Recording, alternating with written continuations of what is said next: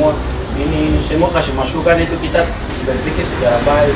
Anggaran dasar di dalam forum paripurna itu kewenangan mereka belum ada. Sekarang Pak Toto bilang pakai anggaran dasar tahun 2017. Pertanyaannya tahun 2017 kok yang bikin barang itu? Kok dulu revisi kah? Itu bukan Woru, bukan Steni, bukan Suabra, bukan Erson. 2017 itu rapi. Itu barang itu cuma dibahas saja untuk belum ditetapkan dalam forumnya. Pengajuan mosi tak percaya terhadap Ketua Umum Kamar Adat Pengusaha Papua atau KAP Papua menuai polemik internal organisasi. Amos Kaworu, Ketua Badan Pengawas KAP Provinsi Papua menegaskan, langkah sejumlah pimpinan provinsi dinilai belum memiliki dasar hukum anggaran dasar dan rumah tangga, sehingga berpotensi menciptakan kekacauan tata kelola organisasi di Papua. Mosi dipersoalkan karena kepengurusan provinsi belum disahkan ADART, sehingga kewenangan hukum organisasi dinilai belum ada. Forum Pusat merekomendasikan revisi ADART melalui konferensi khusus yang hingga kini belum dilaksanakan.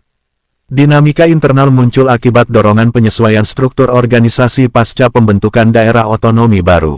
Saya ingin menanggapi sedikit dinamika yang terjadi di dalam kepimpinan Kamar Adat Pengusaha Papua terhadap surat mosi tak percaya yang diajukan oleh pimpinan KAP Provinsi yang baru dikeluarkan pada tanggal 24 Januari kemarin. Sedikit yang saya jelaskan bahwa dinamika organisasi yang terjadi di pimpinan Kamar Adat Pengusaha Papua, pimpinan Ketua Umum Golte Barangsano terpilih oleh konferensi pusat ketiga di Biak Nufor pada tanggal 27 Juni tahun 2024. Dengan demikian dipilih oleh 4 wilayah dan kabupaten kota itu secara resmi pilih. Dengan adanya tuntutan daerah otonomi baru yaitu pimpinan wilayah provinsi, mereka menyatakan bahwa ingin ada pimpinan provinsi di provinsi masing-masing, maka dengan itu forum memutuskan bahwa harus pembentukan provinsi, maka itu forum menyetujui kepimpinan provinsi. Tetapi dalam aturan internal organisasi dalam anggaran dasar tidak mencantumkan kewenangan di dalam anggaran dasar terhadap kepimpinan provinsi, hanya mengatur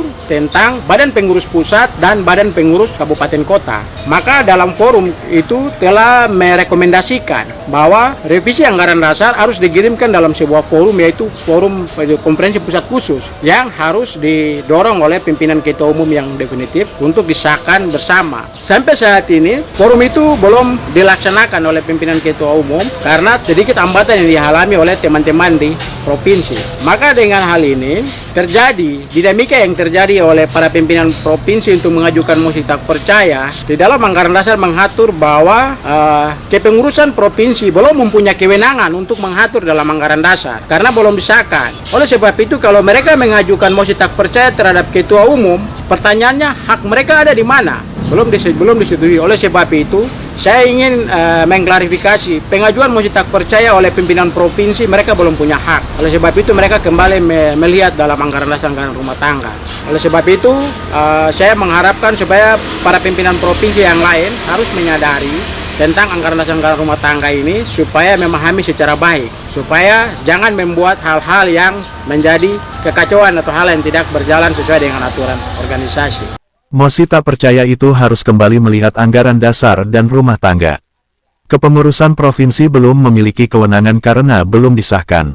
Ini penting dipahami agar organisasi berjalan tertib, amanah, dan sesuai aturan. Kepengurusan KAP Provinsi Papua mengajak semua pihak untuk tidak lagi terpecah.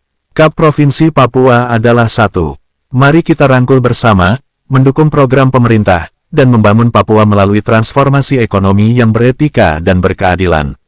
Di tempat yang sama, Esol Saweri, seorang pelaksana tugas PLT, Ketua Kamar Adat Pengusaha Provinsi Papua menuturkan bahwa dinamika di tubuh KAP Papua diharapkan menjadi momentum pendewasaan organisasi. Kami juga garis bawahi yang mana Gubernur Papua menyampaikan bahwa asosiasi atau lembaga yang ada di Provinsi Papua di dalam kepemimpinannya beliau untuk dapat dilakukan dan dapat diperbarui untuk dijalankan sehingga pemerintah merasa pusing atau untuk menjalankan program-program yang dijalankan oleh Gubernur dan Wakil Gubernur. Hari ini saya di sini sebagai PLT Ketua KAP meminta kepada seluruh teman-teman yang ada kubu-kubu di sana, kita tidak lagi dengan kubu-kubu, tetapi KAP adalah satu, yang mana di bawah kepemimpinannya Bapak Gubernur dan Bapak Wakil Gubernur. Hari ini saya mengajak kepada semua kakak, saudara-saudara, mama, bapak Doran yang ada di